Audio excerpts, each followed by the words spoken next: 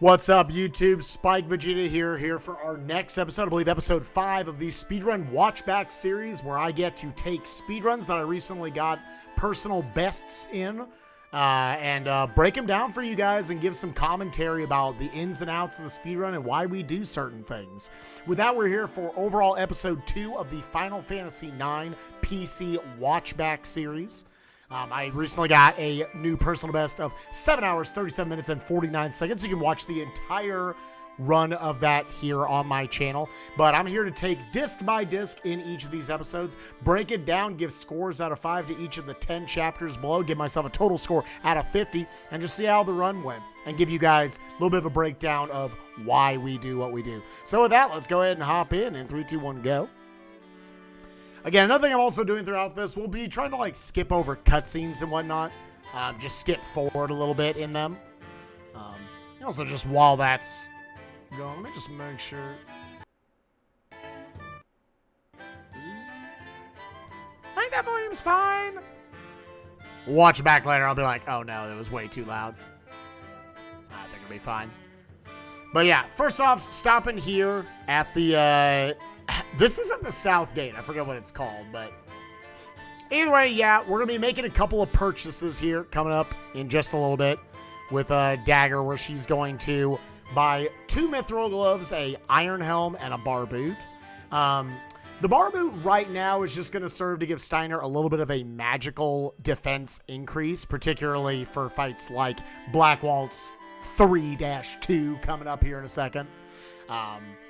Ralvu Rava and the guards fights coming up a little bit. Just helps his survivability. So you got to know a lot about the menus, about where to go to get exactly where you want to be. Other than that, we're giving Dagger the Molten Racket. We're optimizing Steiner. Main function is that with the Molten Racket we picked up for Dagger back in Disc 1, that is going to give her a lot more damage output on her physical attacks. Because it also comes with a wind elemental attack, the Molten Racket, that combined with the feather hat that I bought for her back in Lindblum makes it to where, or back in Dolly, I suppose, makes it to where you'll see in this next upcoming fight, she's doing less damage than Steiner, but still relatively comparable. So really good stuff. Other than that, we made Steiner. He's just going to overall have better damage output. The mithril gloves we bought him will allow him to learn the man-eater ability. We talked a little bit about the killer/eater abilities in the first episode, but for every one of those you have on, bird killer, man-eater, bug killer, dragon killer, devil killer, undead killer, all these things, that's a 1.5 times damage buff to your physical attacks on those types of enemies. So, Steiner right there, taking off Bird Killer, swapping it off so he has room to put on Man-Eater, which against Black Waltz 3-2 coming up here in a second, it will do 1.5 times damage to him. Skip forward into the fight a little bit. A super interesting quirk about this fight that a lot of people probably don't know is that if you don't try, you cannot lose this fight. Because he will not attack Dagger. He's here to capture her. So his goal is going to be to try to kill off Marcus and Steiner. And then if that were to happen, he doesn't even do anything to Dagger. My headcanon was that he cracked his own neck, because you can, the way it comes off sound-wise, it sounds like it. But either way, it does look like it was a little bit unlucky. He killed off Marcus. We would rather Marcus get to stay alive a little bit just so we can do more damage with our attacks. It does look like I'm going to go for an ATB wait here. For anyone who didn't catch that, it's one of the biggest pieces of speedrun tech in the run, where by sitting in a submenu with Steiner there, Dagger actually outspeeds Black Waltz 3 right here. So, oh, and nice, she got a crit right there, which definitely saved a turn. It actually allowed Dagger, as you saw right there, if you go back and look at it, Dagger attacked, then Steiner attacked, and Dagger, her bar filled back up the entire time, or that was filling up that entire time, while waiting for Black Waltz. She got to go a second time. So it's a lot of nuance about sitting in the sub-menus, so that the enemies' bars aren't filling up off screen while yours are stuck at being full, waiting for you to have your action. So you can have a lot of times where you can get 2 actions in before your opponent gets to go. So, yeah, that was good. Even though Marcus died right there, I definitely would say the dagger attack kind of bailed us out. So, yeah, very solid fight.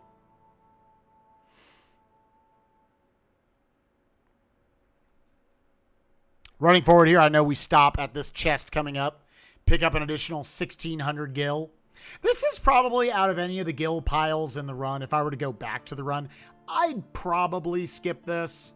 I never found myself too low on cash, but, you know, at the same time, I made sure I had additional high potions for different points at the end of the run.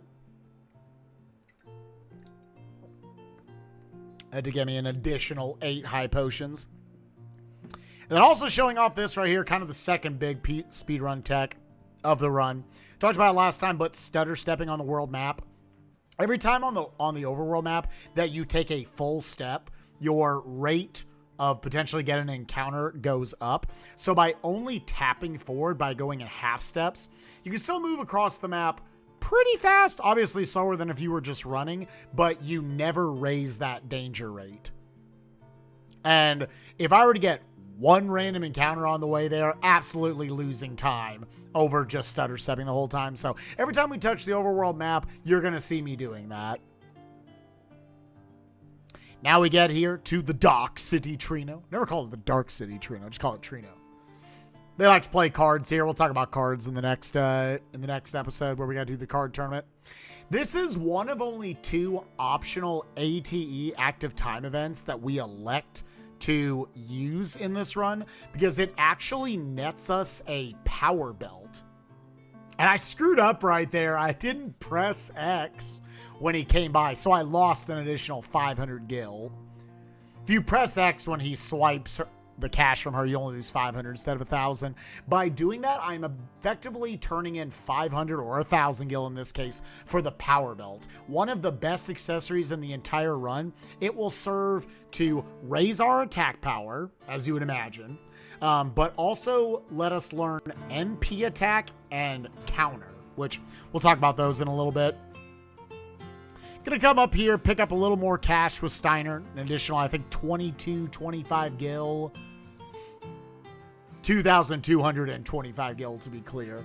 And now we do our first big shopping trip of the run. We had a little one earlier. Gained a bunch of stuff. I know it's off the top of my head. We get a mithril dagger, a mithril sword, ice staff, the bone wrist, 2 bandanas, a magus hat, 2 chainmails, and a chain plate.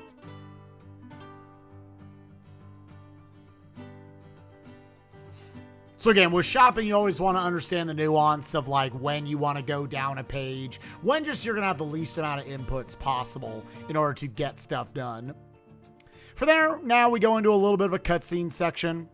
So skip forward here, going to check out our boy Dr. Tot. And then make our way back over to his tower to talk to him and progress the plot a little bit more. A little reminiscing about Dagger's past. Where now we go down into Garganru.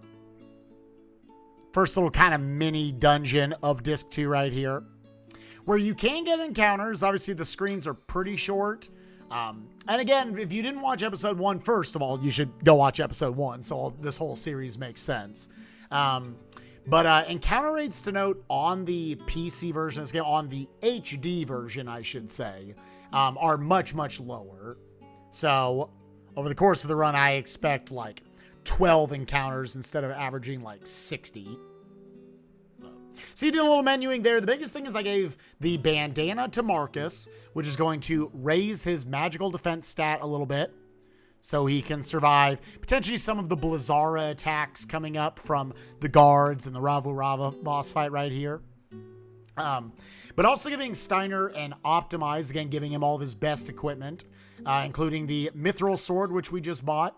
Gonna about double his damage output to where he's gonna be doing around 500 HP in attack, as opposed to 250 from the iron sword.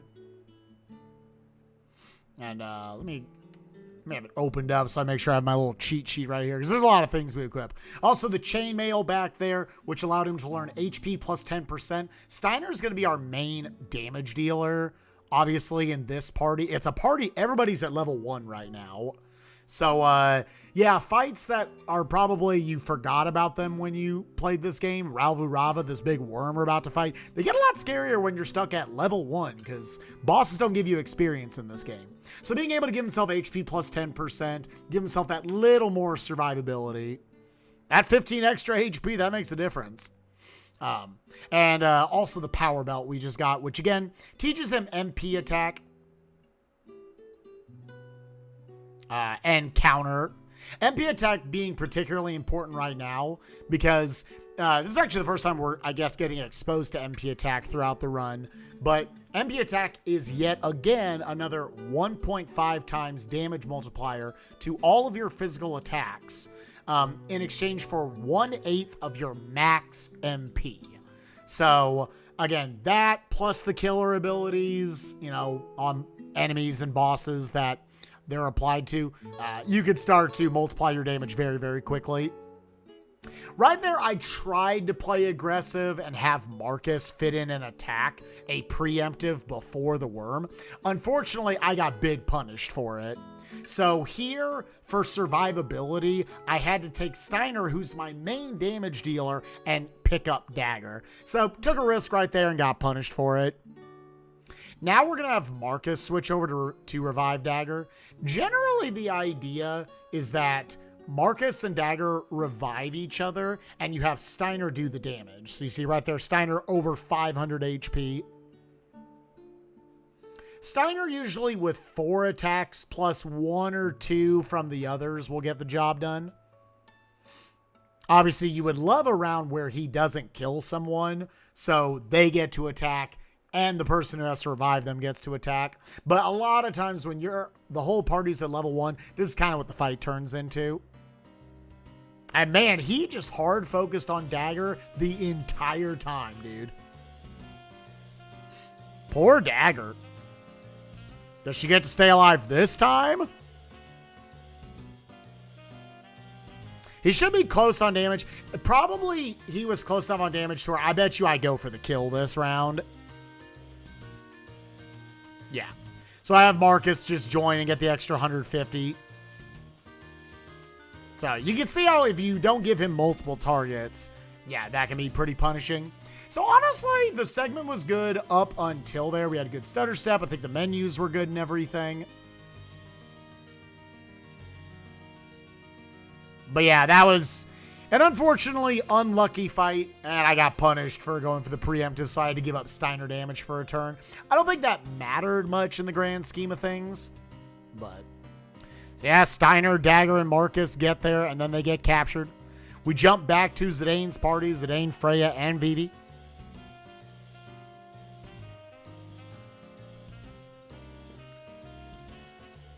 Woken up from getting their cheeks clapped against Beatrix.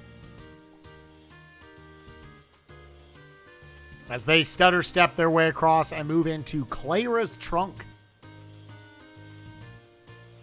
Another dungeon. This one's got a lot of screens in it, so pretty easy to have like a encounter, I would say, on average coming through here.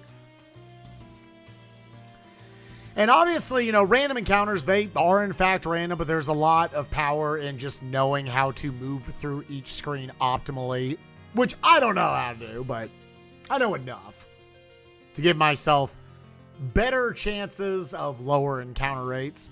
Do another menu here after we pick up the magician shoes. Once again, let me open up my little cheat sheet right here, where you can see we do optimizing of all of the party members. Primary thing right there is Zidane utilizing the bandana to learn Insomniac and Maneater. Insomniac allowing you to keep from falling asleep.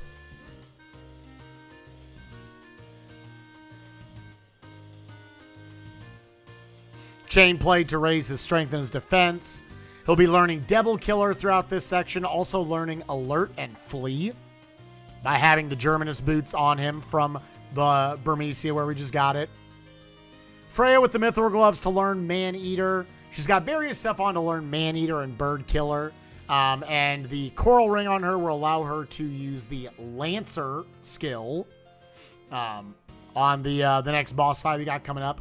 And then Vivi getting that Ice Staff we bought him along with the Magus Hat and the Magician Shoes. Basically, everything we put on Vivi is just to raise his magic stat. The Magus Hat is nice because it contributes to the Blizzara that we now have access to off of the Ice Staff, because the Magus Hat has a Ice Elemental attack increase, little side property to it. So overall, that's why Blizzara is going to be the main reason we our main damage dealer with Vivi throughout this section of the run.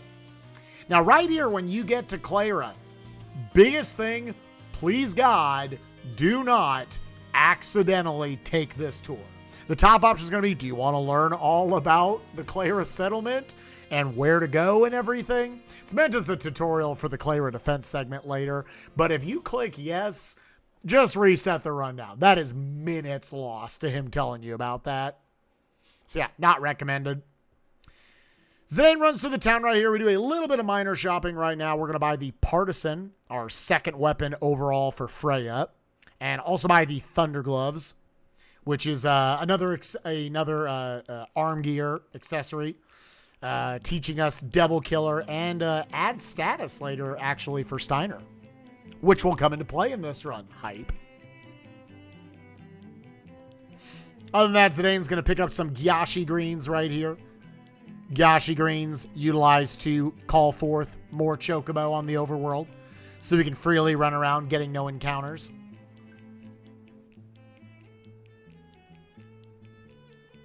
Now we learned about Prince Puck. He's been captured by the Antlion. Classic Final Fantasy villain.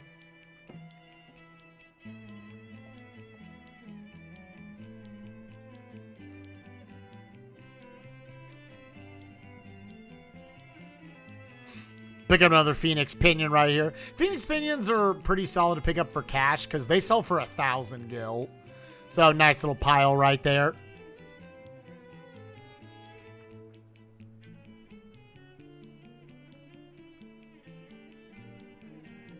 So for the Antlion boss fight, our third major boss fight of Disc 2, primary damage dealer is going to be Vivi with all that magic packed into him.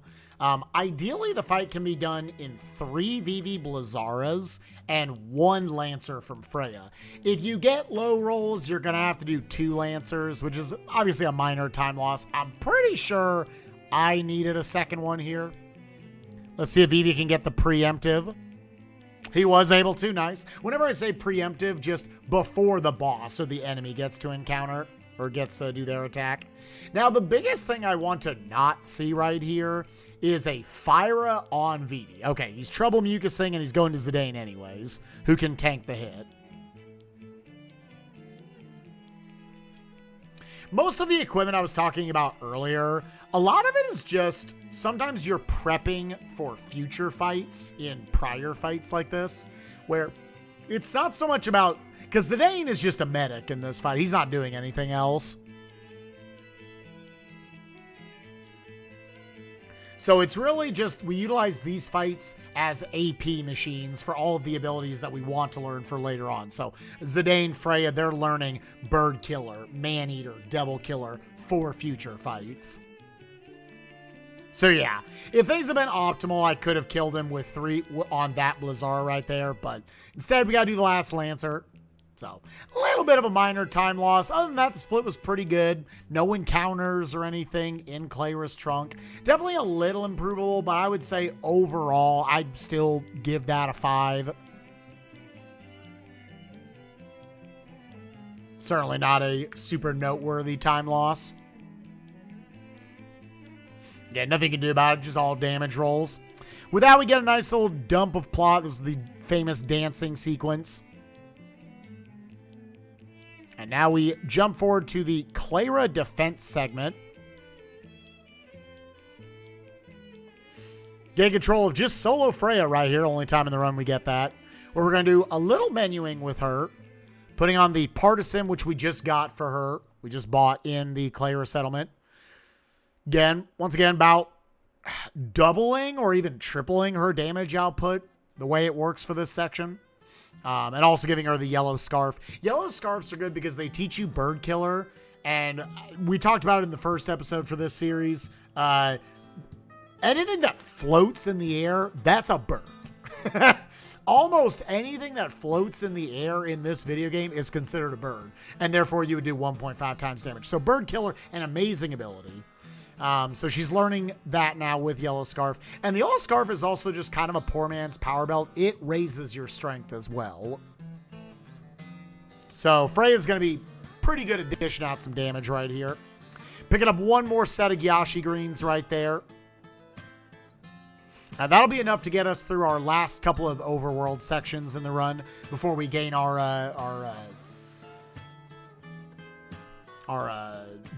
ships and stuff later on. So now we go into the Cleyra defense segment. This is definitely a highly variable split because it's a lot of encounters. You can see right there, I am attacking with Vivi. Nice crit from Vivi. A very unnecessary one.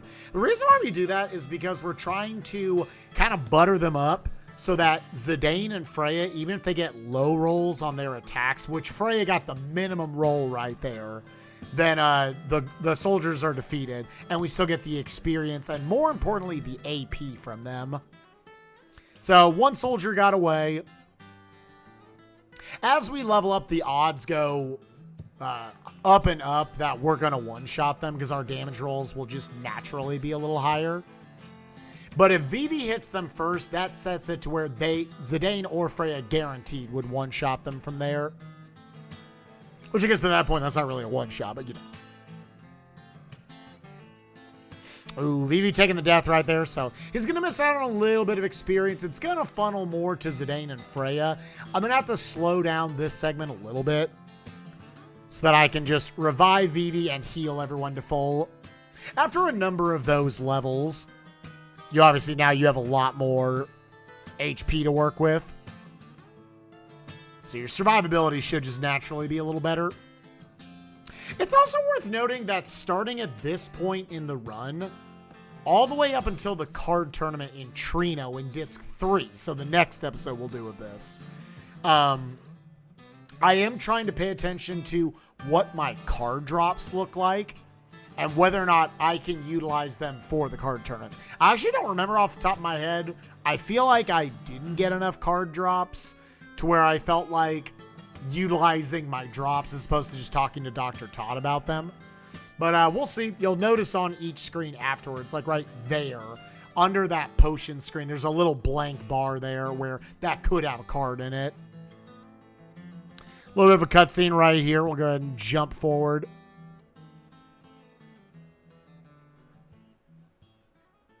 Eight total fights here in the Cleyra defense segment. So we had our first 3 fights and had to revive Vivi. I try to route in a menu regardless once I get up to the bridge. And if I am in good health standing, I might just make it to where I don't have an extra one anyways. Thankfully, Zidane or Freya got to go first. Vivi sort of sits here. I'd rather not use up his MP. Got a card drop there to note. I'd rather not use Vivi's MP. Blizzara would one-shot any of the enemies here, but sometimes that's your best option. The animation's a little slower for the Blizzara, and it's better to have max MP for the upcoming Beatrix fight.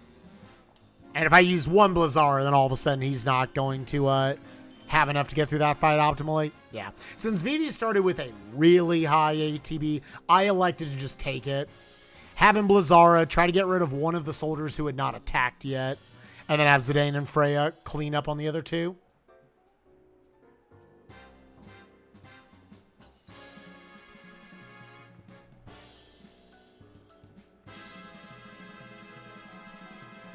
So that's 5 fights right there. We're going to get one more in a back-to-back set right here.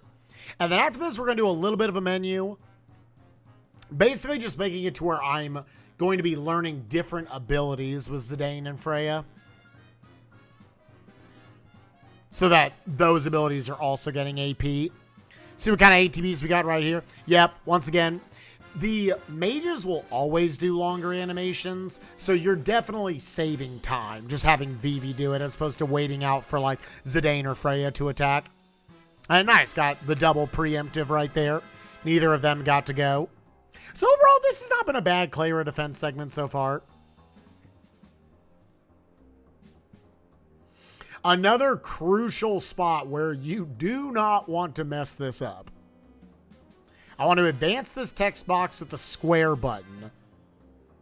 And I gotta make sure I pick the bottom option. If I accidentally mash and send them up the stairs, they will both die. And I will not get the spoils from that. See right there, taking that moment to heal up. Put on the yellow scarf and the leather shirt with Zidane. The thunder gloves and the coral ring with Freya. Yeah, mainly so Zidane can be learning Bird Killer, get a little more strength output, a little more damage output, and so he learns Protect Girls. There's a number of times throughout this run I'm doing things so Zidane can learn Protect Girls, and that is literally for one boss fight in Disc 4. So, yeah, we'll get to that later on. While Freya with the Thunder Gloves, once again learning Devil Killer and Coral Ring, learning Man-Eater, and allowing her to absorb Thunder, which can help quite a bit on the Beatrix 2 boss fight coming up. Unfortunately, we didn't get to go before the Black Mage right there. He thankfully only absorbed 2 of Vivi's MP. Yeah, looks like all 3 of them got to attack. A little unfortunate. But again, you kind of have to view this in broad strokes, this section. Obviously, it's nice if none of them get to attack, but you know, it's not realistic. You got to have kind of almost like an average in mind. One more fight here in the Cleyra defense segment, then we go on to the Beatrix 2 fight. There's actually 3 different fights you can get right here, whether you send the mother and her kids down the left stairs, up top, or on the right stairs. And we actually elect to take the fight that gives us a little more AP and experience in fighting the triple soldier right here. And man, yeah, Vivi just had a lot of high ATB, so I just had to keep taking it. Did cut off 1 attack. Did we get a double preemptive? Ooh, we got the double preemptive. There's no way we got the triple. Okay, yeah. And thankfully, it was just a quick physical attack. So I didn't waste too much time. Yeah, overall, this feels like about, you know, if Beatrix 2 is great, this is a 5. Once again, we got some more cutscenes right here.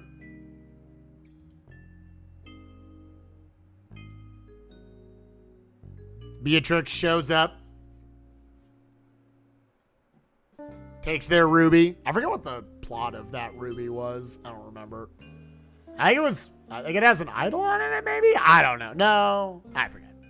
We come over here and we talk to all the people that we saved throughout this. Got 2 pretty good cards from the kids, an elixir, an ether, and I believe a remedy, or a phoenix pinion, which again, we could sell for 1,000. Right here, making sure that I reorganize all my stuff, all my items, throw that ether on Vivi, and heal everybody up to full. Because again, Beatrix boss fights, they hit pretty hard. This is generally the worst of the Beatrix fights. Beatrix 1, we accept. It's going to be 10 attacks. It was nice that we got the jump skip in this run. Beatrix 3, you have a lot of different characters. So generally, you can put out enough damage to get a roughly similar fight, but not always. Beatrix 2, if you get lucky, you can skip her cure animation. More so than the animation, just the fact that she gets about an attack's worth of health back. Ooh, Zidane with the whiff right there. That definitely already puts us behind the 8 ball. Ideally, you have to do a specific amount of damage to her and let her attack and then go for the kill. Looks like Freya and Vivi were both able to go on that turn 1 at least, so it kind of evened it out. Got the shock right here, which unfortunately shocked Vivi, who's your main damage output right now. So now the way things are going is Freya's going to attack. We're going to respond to whatever she does. Hopefully she doesn't kill anyone. And then we're just going to have everybody attack. Getting that Thunder Slash, which as you can see, because she has the coral ring on, that absorbs all that damage.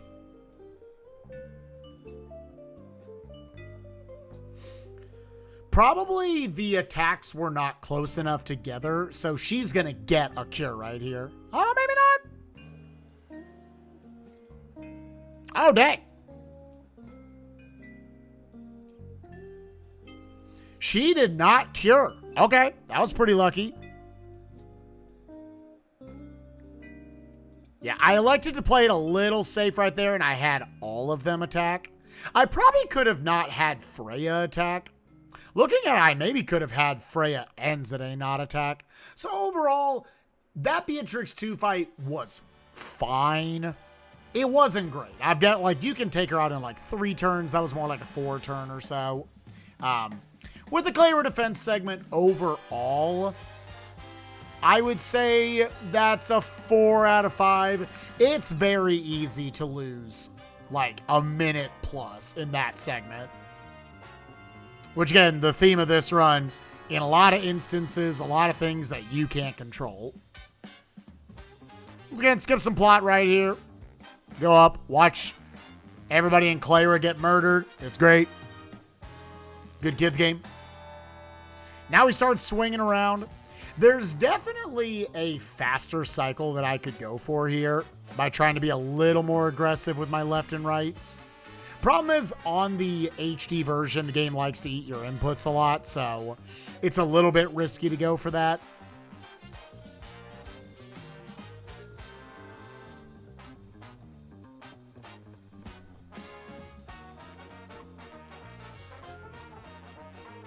Yeah, we're going to get it on the next go around right here, I think. Might be one more. Ah, no, it's the next one. Okay. Right there would have been, I think, basically optimal on that turn swinging back and forth. So, yeah, you probably saved like good 7 or 8 seconds. So worth noting right here. So I'm going for the guard skip. There is actually a very hard trick you can go for called the double guard skip, where you got to react to the randomness of how the guards run around and then do-si-do around both of them. I don't know how to do that, and if you try to go for it and you miss it, you're probably getting both encounters. So I play it safe, and I just take the first encounter and then take the very easy single guard skip. She killed off Marcus, which technically is actually optimal. So now Steiner gets all of this EXP. But it definitely makes it a lot scarier because, again, they're all sitting at level 1. That fight's like one of the main reasons why, ideally back in Disc 1 with the plant spiders and the evil forest, I'd like Steiner to be level 2 for a little more survivability. But thankfully nothing awful happened.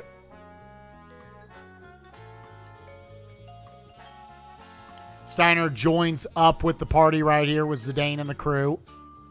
As we now make our way through to go try to save Dagger. Run past some guards right here. It is a little random how the guards will move around. I don't know if there's necessarily like a RNG you can get from their movement patterns to where they're just gonna catch you. I think you can always avoid it, but it's sometimes they get a little close for little too close for comfort. Right here, we stop over to pick up a tent because we just have extra time. We can sell that for a little bit of gil. And the Ice Brand, which is going to be a massive damage increase for Steiner. He's going to go from dealing about 500 HP in attack to, with that Man-Eater on, more like about 1,800. It's pretty cool. So just do a quick optimize here on Steiner. And you don't have to do this. I elect to throw a bunch of potions on Steiner if I still have some left over, so that he has a little more survivability against Beatrix 3.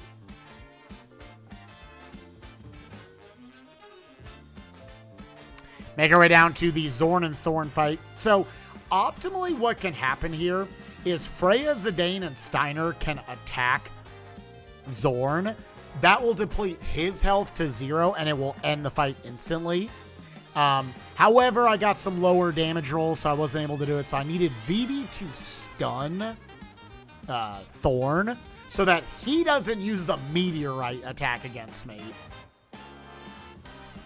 Unfortunately, then Freya missed, and then Zidane missed. Oh my gosh, I can't believe I got that unlucky. That's ridiculous. That's ridiculous, dude. Are you kidding me? Misses are so unlucky in this game, and I just got 2 in a row to end the fight. Thankfully, it didn't lead to anything extra. Again, when you attack them, it kind of neutralizes. I imagine it always reduces their ATB to 0. So I got lower damage rolls, and then Freya and Zidane missed. Thankfully, Steiner didn't. He's probably the most common to miss. That's the funny thing. Jumping forward through some more cutscenes right here. We eventually come up on the Beatrix 3 fight, at which point I'll do another grading. So, we didn't take an extra cycle for what I try to go for on the swinging. Obviously, Zorn and Thorn were pretty unlucky, so automatically it can't be a 5. So this is going to be a 4, unless Beatrix 3 is very bad, at which point I'll definitely give this segment a 3. Take my shoes off.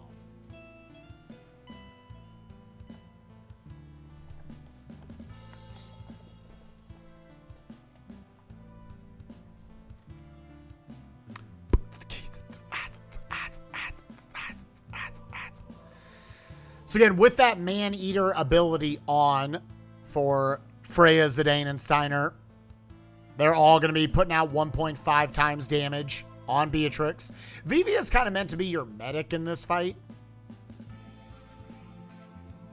But if everybody's alive, he can help out with some damage and hit her with a Blizzara as well. She has, I think, about 5,700 HP, so I always try to keep like a rough count. You can skip her Cura ability. Yeah, good 500 right there. You see 1,800 with that Ice Brand. Well, so she's already taken like 3k damage. And since nobody died, there's another, so 37. So she's got about 2,000 damage left. I go ahead and have Zidane and Freya queue up attacks here because I just had that miss. If I felt good, if I knew Zidane was going to hit, I would have sandbagged. So that was actually an amazingly good Beatrix 3 fight. Nobody died on turn 1, and we 2-turned her. Yeah, that was very, very good. So, like, that makes me almost want to give that segment a 5, but because Zorn and Thorn sucked so much, yeah, once again, we're giving it a 4. Now you got the Alexandria escape sequence.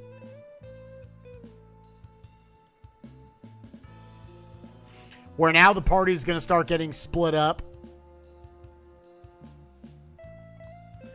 Beatrix and Freya are going to hang back to take out the banner snatches, the big terrifying dogs, while Zidane, Freya, or Zidane, Steiner, Dagger, and Vivi are going to run forward.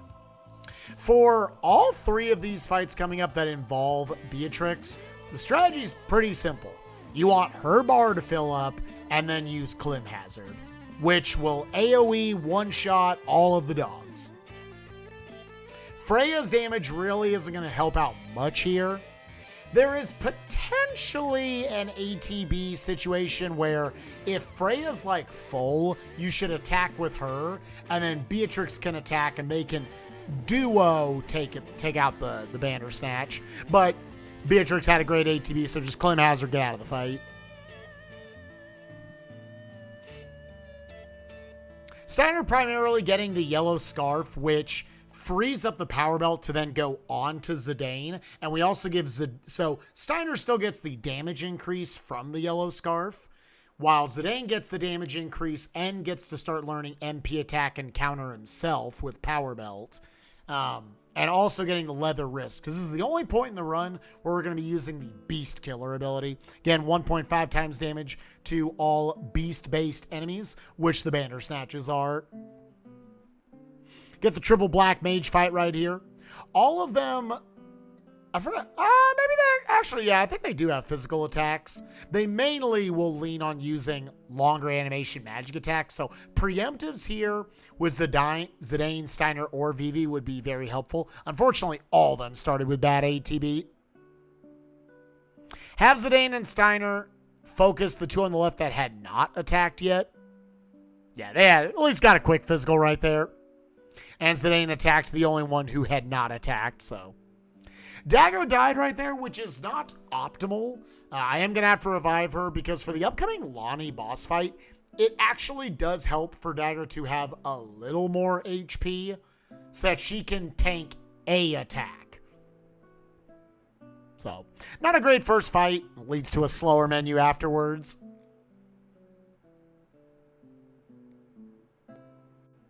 Now that you have access to your white mage again, you can utilize her Cure All ability to save on your potions and whatnot.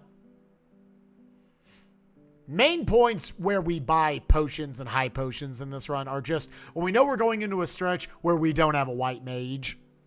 Because otherwise, their MP's not getting used for a ton. So, once again, really bad ATB right here. Zidane plus, I believe, Vivi.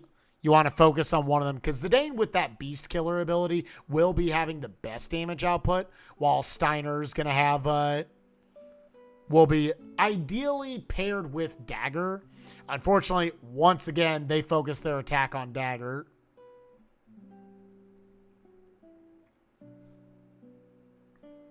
So even though Zidane got that lucky one shot, once again, Dagger on the floor, going to have to do another additional menu.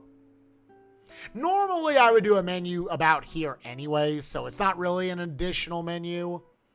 And now I'm trying to play a little risky, not actually healing anyone up. Trying to basically say, hey, I got a little unlucky. Let's see if I can make some time back.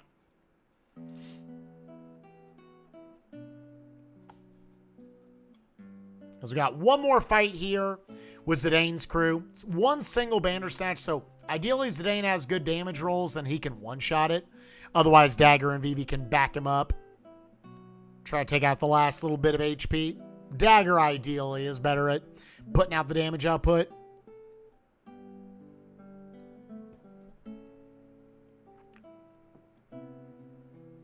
Oh, got to go. No. Vivi gonna help out? Okay, yeah.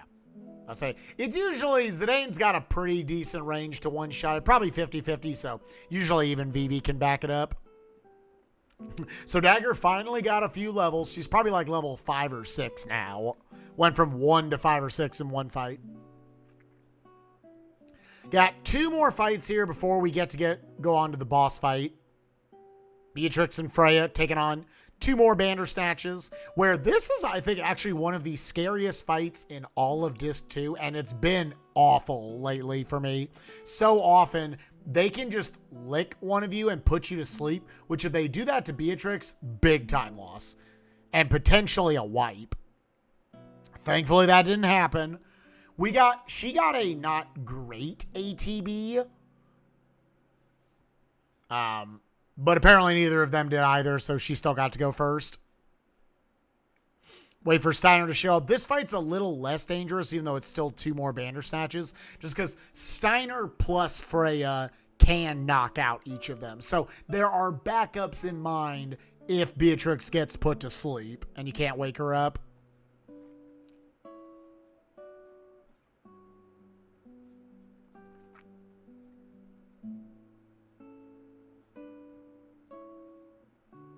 Once again, a solid ATB, but now, yeah, they got to go first.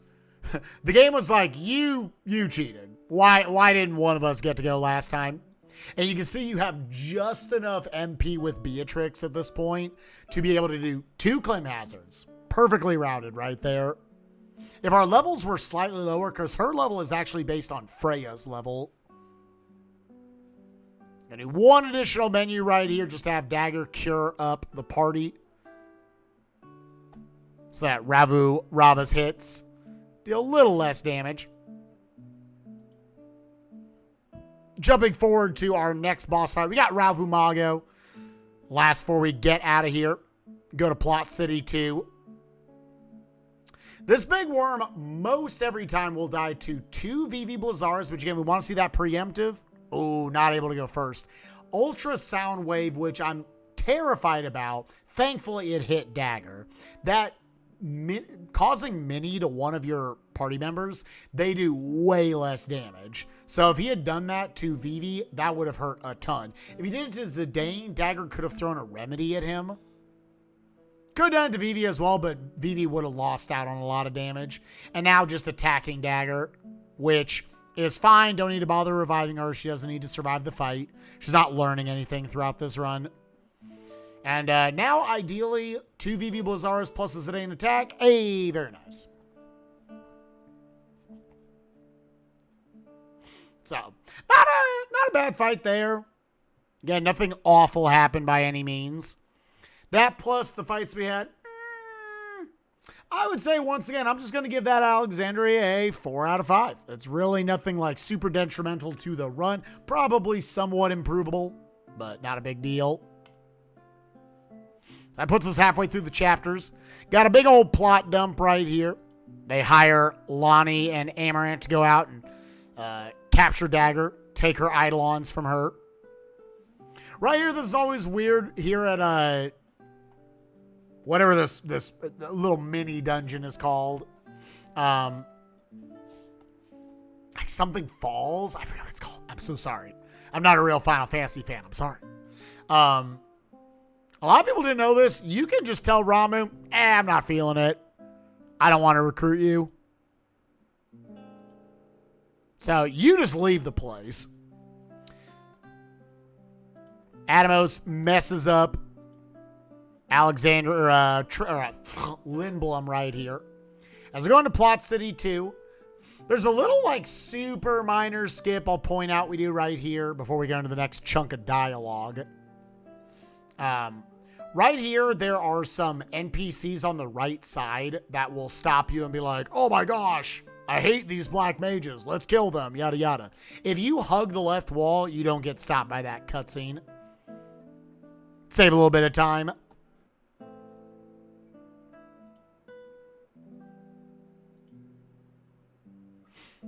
Here we're given 3,000 gil by our boy Sid.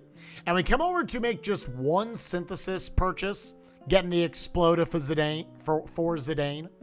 It's actually only got one fight usage coming up here on Lani, but it's worth the time to go up there. It's overall going to save you an entire turn. Up to this point, Zidane has been rocking the Ogre ever since the first time we came to Lindblum.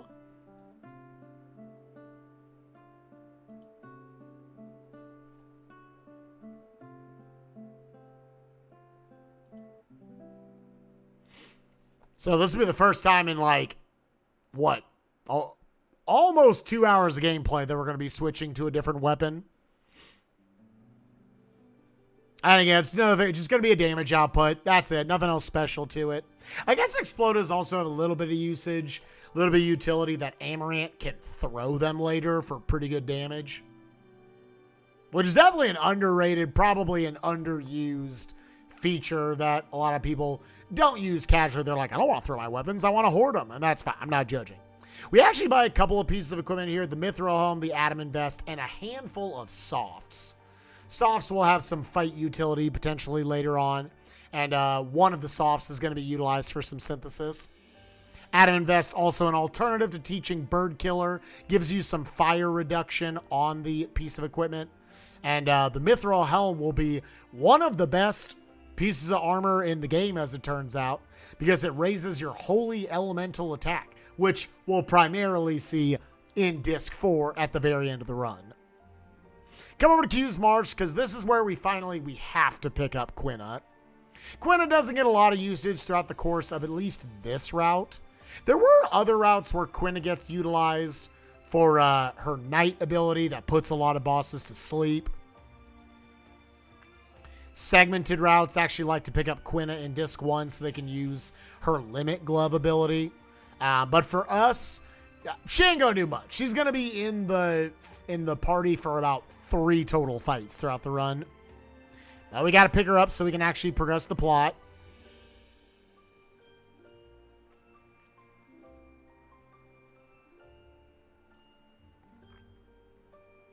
Do, do, do, do, do, do, do, do, do.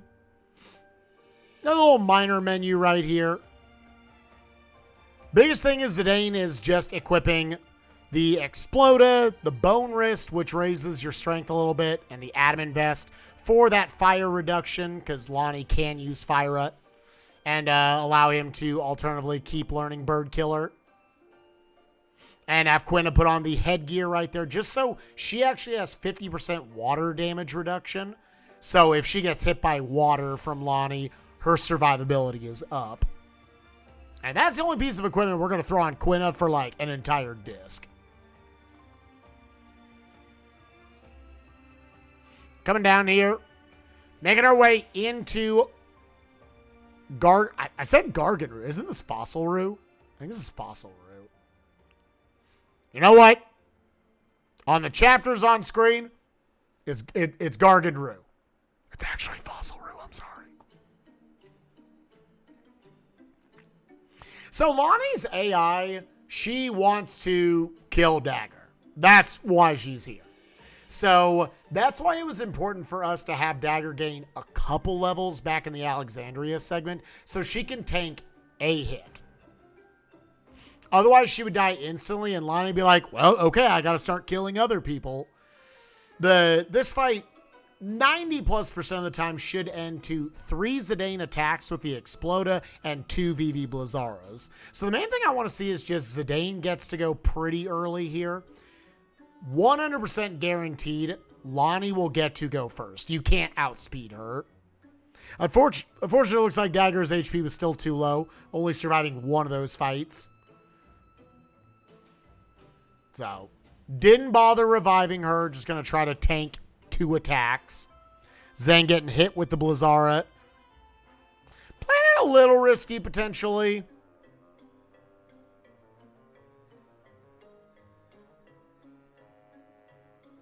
Yeah, Lani is one of the first truly just extremely fast enemies that you run into in this run, where if you don't do your inputs correctly, she'll just go 2 times in a row. All right, so we get another Thundara. Okay, she at least spread out the attack, so that got a little dicey because Dagger instantly died. I don't know if she got maybe a high roll on the attack. She's just low level. Okay, so that Lani was fine. She got her standard 3 attacks off, which she's going to get every single time. Only way you wouldn't is if you saw like crits or something. Gives Zidane the Germanus boots here just so he has access to flee, allowing you to obviously run away from all potential encounters here in Fossil Roo. Fossil Roo, other than that, you're not picking up anything in this dungeon or anything. We're just going to try to get through it. You hope you don't see any encounters. If I jump forward, I can pretty much tell you whether I got any or not. Let me see what's my best possible time. 7:24:47. Yeah, okay. Little minor thing worth pointing out. Let me just go back a little bit. Okay. Oh, can I? Yeah, there we go. Is once we get out into the world map. So yeah, Gargan Roo, that plus, yeah, I'm going to give that a 5. Not much you can do to speed up that segment. Lani was good. Give myself a -1 because I called it Gargan Roo. You're seeing I'm actually running on the overworld right there. That is because as long as there is a title card on the screen, the danger rate is not going up. So you really want to optimize your movement while those title cards are up, because as you can see, you can run a lot faster than you can stutter step. But now that that's gone, I have to stutter step the rest of the way.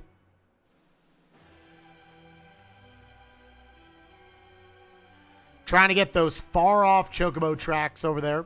This is probably like the 3rd longest stutter step of the run. Longest being back in disc 1. 2nd longest will be in the next disc. Little further. Give me 2 Gyashi greens left in our inventory. A little of arranging of my items right here. Because we're going to be doing a shopping trip coming up in just a little bit where I'm going to sell off a bunch of things. I make my way over to Conde PD with the Chocobo. And you can see Chocobos are great. Get to just move a lot faster on the overworld. I try to have somewhat, I guess you would say, optimal parking of the Chocobo, so that when I pop out back onto the overworld, I only have to move a little bit to get back on the Chocobo. So it's kind of important to know where you're going to leave them.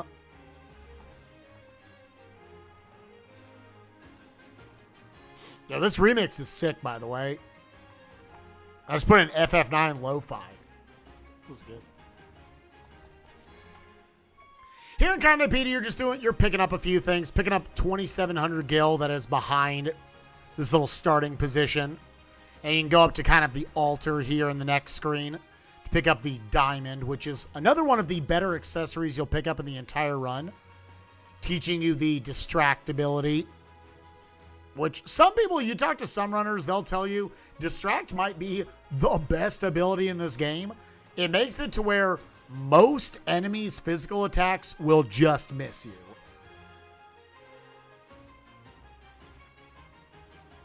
So yeah, you play this game again, get that diamond. Teach distract to every party member who will learn it. It's really good. Make our way over to the Black Mage Forest now. Taking that Chocobo after we popped out. Now, what's a little scary about going through these woods is that there is a chance I can just get unlucky and get like a ragtime encounter in there. Despite the fact that I'm stutter stepping.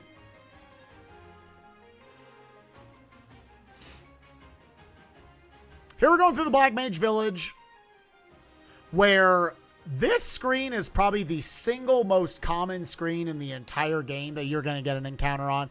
It's very, very long, and the screen doesn't break. I did get very lucky that I got that quick runaway. That very rarely happens. So I didn't even have to use Flee, which didn't waste gil, didn't waste the animation time. Now, I did get that encounter early enough to where you're more scared you're going to get 2 encounters on the screen. Did I make it? All right, we did.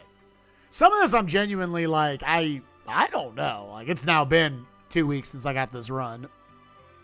At least a week. Probably 2 weeks. Now we make our way into the Black Mage Village where, really, I would say this is the first big shopping trip we do of the run. I'm going to sell off a bunch of things, particularly just a bunch of weapons I'm not using anymore, like the Ogre and the Mithril Sword and a few things. Gonna sell some more of those tents and Phoenix Pinions we're not using, just get some more cash back. And then I'm going to buy primarily a bunch of synthesis materials. Like, you're gonna see me buy another Mage Masher, 3 more Mithril Daggers, and a Gladius. Zidane's never gonna equip any of that. Those are all just synthesis materials, so you can make actually better Zidane weapons at the synth shop. Picking up a hidden elixir right there. Elixirs are good, primarily utilized for Disc 4 stuff. Yeah. Selling off the last of the potions, Phoenix Pinions, tents. Ogre, Iron Sword, Mithril Sword, and the Javelin. Mage Masher, 3 daggers, Gladius. Lightning Staff for some synthesis. 2 Lamia's Tiaras that don't even get used this disc, actually. Like, those will primarily come into play in discs 3 and 4. I elect to watch one more ATE here. That one saves like 2 seconds. Because you can initiate this cutscene as opposed to having to stop and wait for it to come up. From here, we can skip forward. A little more just in the way of a dialogue dump. And then right here, I actually wait till the end of the Black Mage Village to go back over to the synthesis shop. You might say, why didn't I do this earlier?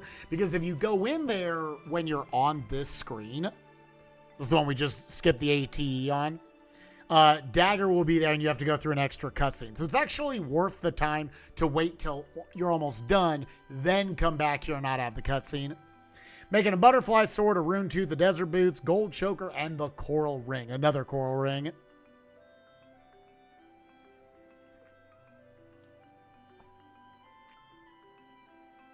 Get back on the Chocobo, stutter step over to him.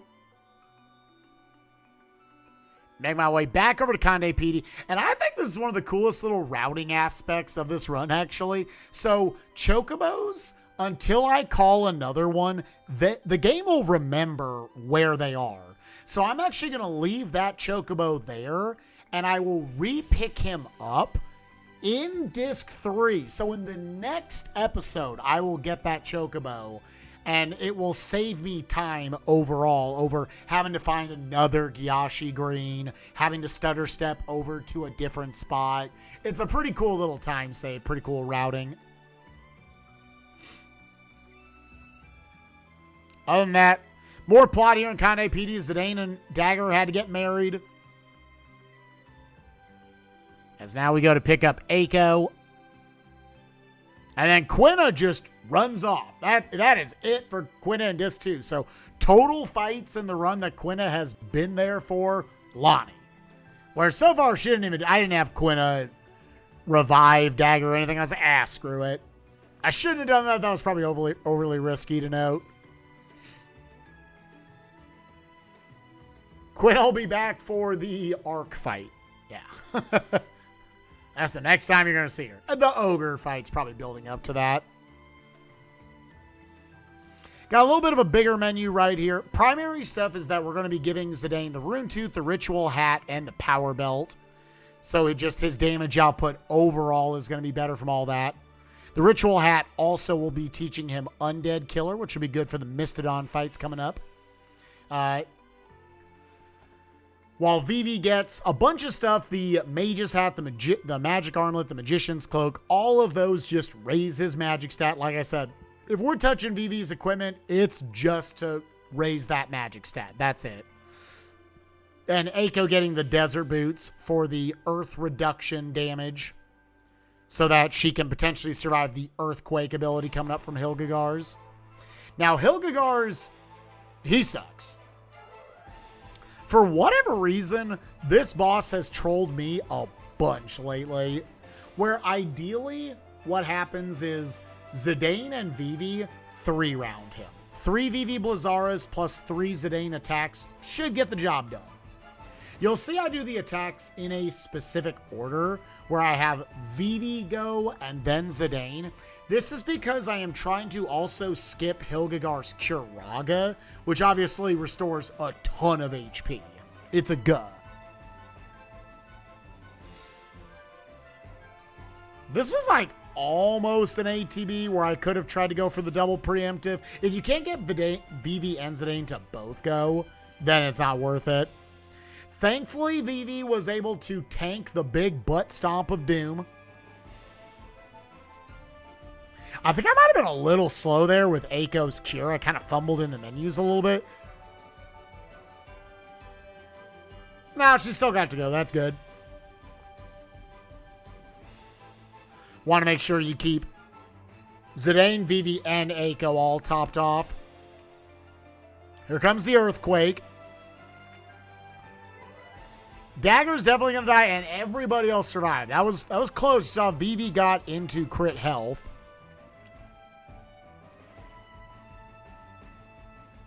Eiko getting low herself. So by having Zidane go second here, the Hilgegar's has already queued up his next attack. So it's not going to be Curaga yet.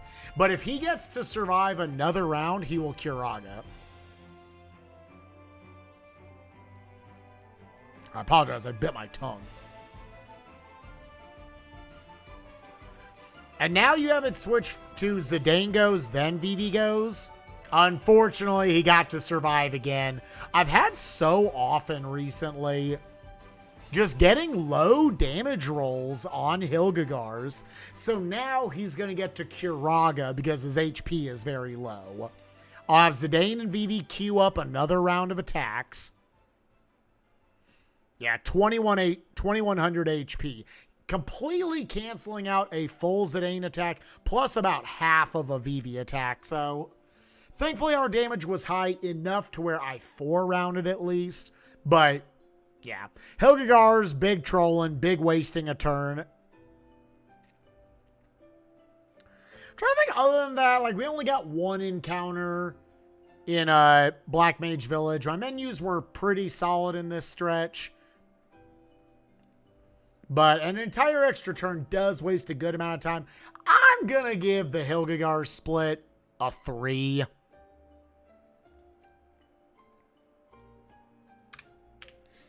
Probably the most notable time loss of Disc 2, I would say, so far. Like, that's a borderline. That could be a 4. But other than that, after that, I gave Zidane the Butterfly Sword and the Germanus Boots, just giving him access to, once again, Flee and Alert. And the Butterfly Sword is an alternative now to him learning Protect Girls. Because, again, we still are... It's like 35 AP to get that filled up. Zidane doing a little bit more stutter stepping across that map. And now we go through another slower segment of the run, Madain Sarai. Just kind of jumping back and forth, picking up a Phoenix Pinion right there. Once again, can sell those for 1,000 gil later on. And then, after all that plot dump right there, we eventually stutter step our way across the world map and eventually over to the Iifa Tree.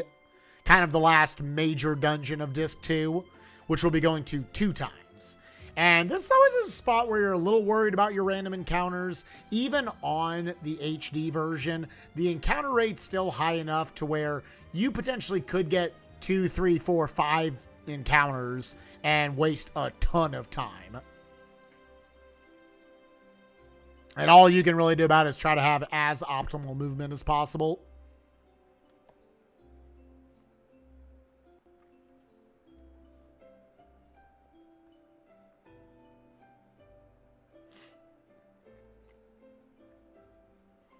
Yeah, so it kind of becomes this part where we're watching now. I'll be on pins and needles like, did I get any encounters? You want the run to be boring right here. You don't want encounters popping up.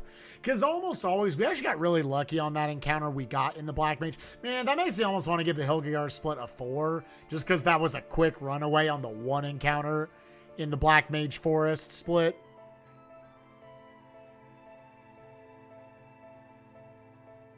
Yo, the remix on Gizmaluke's Grotto, so good. This screen, if you just hold up, that's optimal movement. Okay, so there's A encounters so far. You don't expect to get through this section with no encounters. Zidane did get a pretty high ATB, so only one of the 3 zombies. That could have been an awful fight. Thankfully, only one of them went. Only one of them punched Vivi real quick, and then I got the runaway. You see also when you flee, waste 212 gil. It's based off, I think, 10% of whatever their max gil is. Ooh, and then I got the second encounter right away. I think this was one of the first big time losses in the run.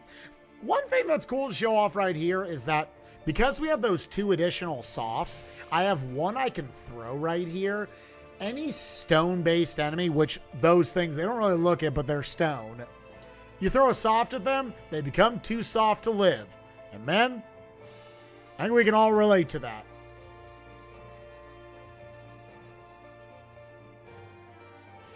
Which is nice to just get you a little bit of additional EXP, a little bit of additional AP for some of the things you're learning. And just an alternative to just get out of the fight quicker.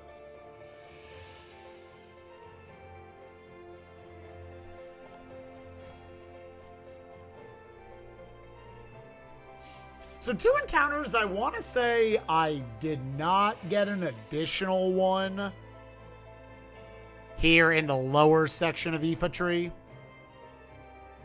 I would say at least the 2 encounters, neither one was awful. I got one that was a relatively fast flee, only 1 quick attack from the enemy, and the second one where it was a stroper, so I could throw a soft pretty quickly.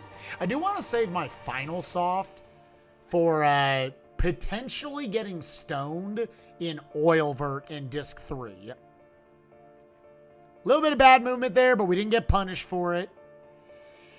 You always irk up just a little bit whenever you get some bad movement on a screen where you may get an encounter. You always convince yourself, well, I'm going to get an encounter now.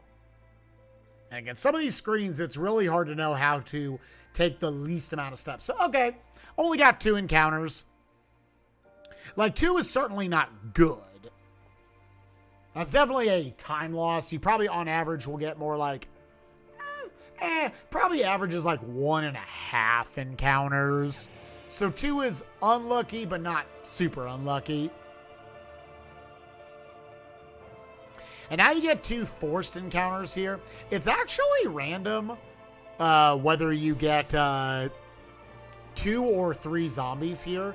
And the general tactic is going to be Vivi uses Fire All. Eiko uses Cura All on them because they're undead, so they're weak to it.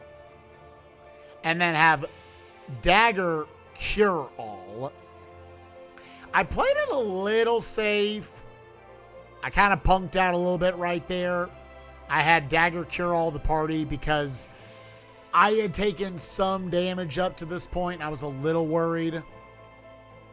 If you get lucky on damage rolls, Vivi and Eiko can 2-turn them. And I should have queued up the Dagger Cure a little sooner. So only one of them died. The other 2 are sitting there. I had Zidane attack. I think I really did not play this fight particularly well at all. And see, at that point, if I was going to wait that long, I should have just had Zidane attack again. Would have been a slightly faster ending to the fight. So yeah, I would say I've gotten a little unlucky in this split, and I played that fight poorly. I should have not done the Cure All on my party. That was, like, debatable. I absolutely should have had Dagger backing them up to make sure I clear them, and I shouldn't have had Zidane attack, so not a great split so far. Now we get the Draco zombie forced encounter right here, who will die to either a Eiko life, it's another undead enemy, or any of the party members throwing an elixir at it. So I kind of just see who's got good ATB. If Eiko has a great ATB, she doesn't. But you see, now that he got to go first, there's no point in me wasting the elixir. So I'm going to just go down to Eiko and have her cast life. One-shotting it, getting some EXP for the party.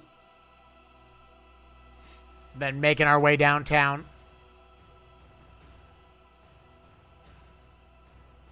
With Zidane here on this next screen, I'm going to have him pick up 2 kind of well-hidden pieces of 2 well-hidden items. An elixir there behind the stairs, and the Brigandine here. Brigandine's really good primarily because, one, it like doubles Zidane's defensive stat right now. And more importantly, it teaches him ability up, which means you'll get double the AP for all of your abilities you're learning. So what we've got coming up here, one of the last major bosses of Disc 2, we've got Soul Cage, which gives 11 AP doubled to 22 for each of them because Zidane has ability up on. Plus some abilities I have on for him. He's got 2 instances of them equipped on different pieces of equipment. So actually worth up to 44 AP on any specific ability that's in that exact qualification. Either way, Zidane's learning a bunch of things. This fight is the classic Final Fantasy, oh, here's the undead boss. Throw an elixir at them, they die. Throw a phoenix down, you know, like, well, that sort of stuff. Every Final Fantasy game's got them. If you didn't know, there you go. The problem is, Soul Cage, 90+% of the time, likes to open with level 5 death, which will kill any party member that has a level that is a multiple of 5. Zidane is level 15 right now. Almost every run you do with this route on this version of the game, Zidane's going to be level 15 right now. So I could throw an elixir, but as you saw, I got all bad ATBs and he gets to go. So not only did I get unlucky earlier in the segment, not only did I screw up the fight with the zombies, but now I got unlucky because not a single party member had a good ATB. So now I need to revive Zidane and then have Eiko life him to get the kill, because Zidane has to survive this fight. That is non-negotiable.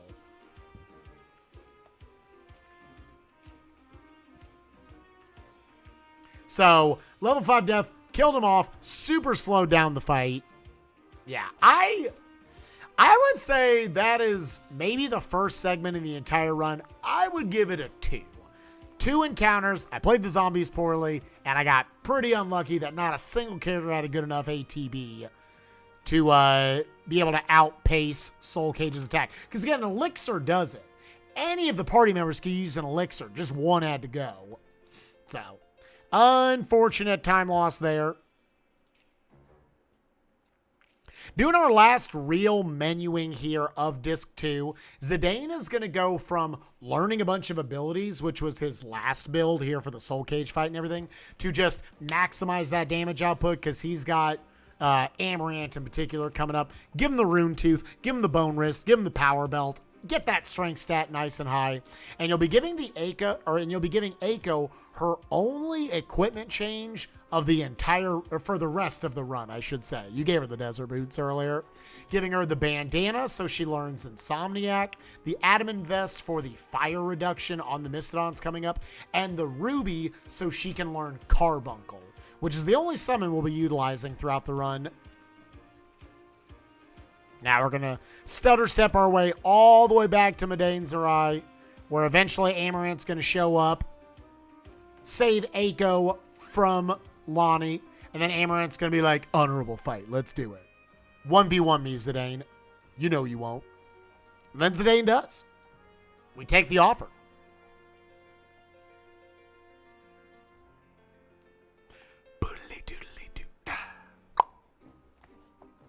So much good music in Final Fantasy IX, dude. It's ridiculous.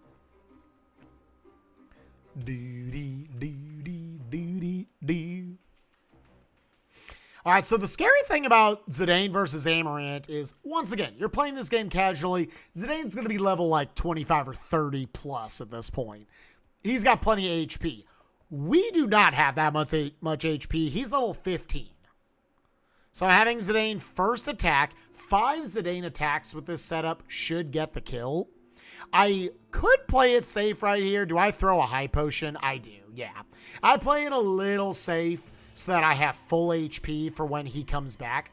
And he actually spends enough time in the background to where your ATB will actually fill back up before he gets his next action.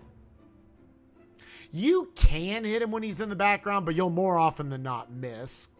Ooh, and I got the natural miss. Dang, dude. That's unfortunate. So that's the second attack. I'm not even going to get off the third attack. Did I even get a counter proc? I didn't. Dang, dude. So I have only successfully hit him 2 times. Oh, that's so unfortunate, dude. Cue up the attack right as we're going. So ideally, this is about the time the fight would end. So now it's still going. Got the counter attack proc. That's good at least. That's a 4th attack. Now we can get in 1 more. So the counter sort of pulled that fight out of the dumpster. So while that was very unlucky, didn't get any more encounters building up to this fight or anything. And while it looks really bad, that miss, that's like a 4 out of 5 Amaranth segment.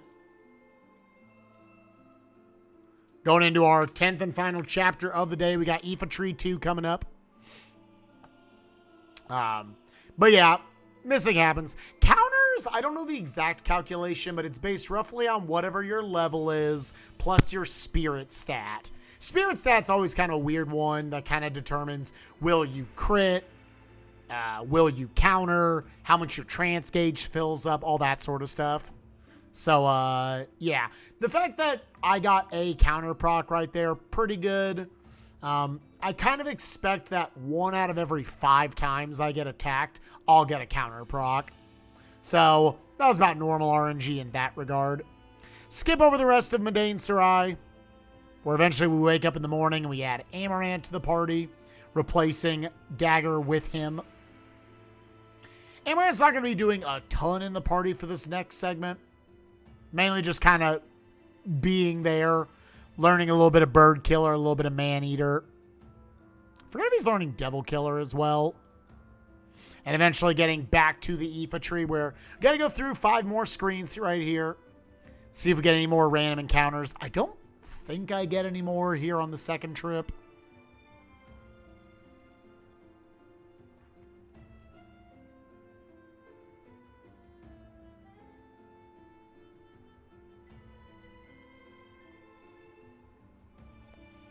See if we get 5 blanks, 5 donut holes here. Yep, 1 for 1. You see, I'm really trying to round these corners well in order to keep my steps at a minimum throughout this entire run. Which, again, to note, I think I got, like, right at the average number of encounters. I guess only 4 screens. So that's good. Yeah, no extra encounters there. Make our way up where now we have a bunch of forced encounters with Mastodons. Bare minimum, we're going to fight 4 Mastodons here. A single, a double, and then 1 more that is either a single or a double. And potentially, I actually don't know if you can get 2 doubles when you're going down the branch. You're going to get at least 1 single. You might have to get a double and a single in some order. Completely ideally, actually, I want to see a double fight, which will just simplify a few menus later on in the run and get you a little more AP to work with.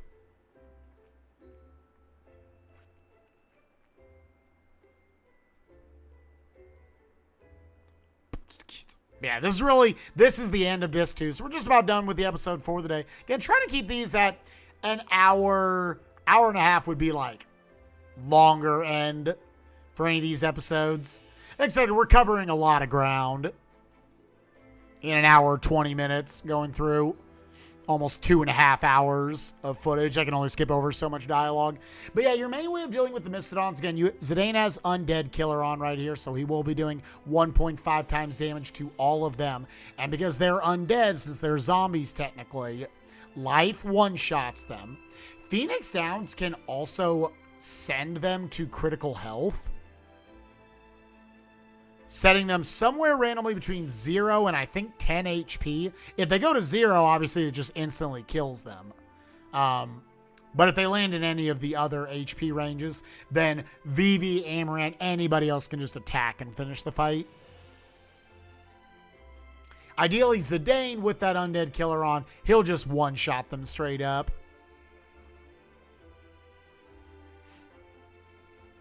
So that was okay, so I guess that's the double, and this is a single that comes up. I forgot the sequence of them. Which, again, these are all forced, so had to prepare for them in some way.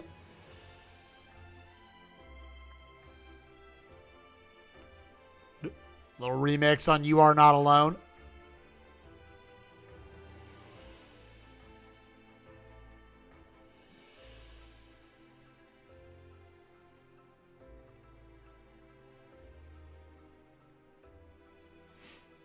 Want to see that big Zidane ATB? Yeah, pretty big.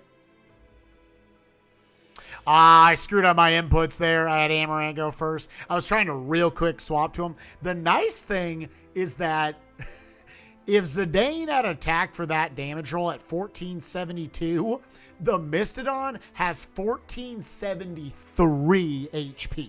So Amaranth's kind of the common backup, but often with Zidane's damage rolls, anybody, Vivi or Eiko, could do the damage as well. So when you're running down this branch, you are guaranteed you will get a encounter, but you could get 2. So yeah, here's the one I got. It's with 2. I'm going to get 5 total Mastodon kills, and that'll make it to where I can simplify some menus later on.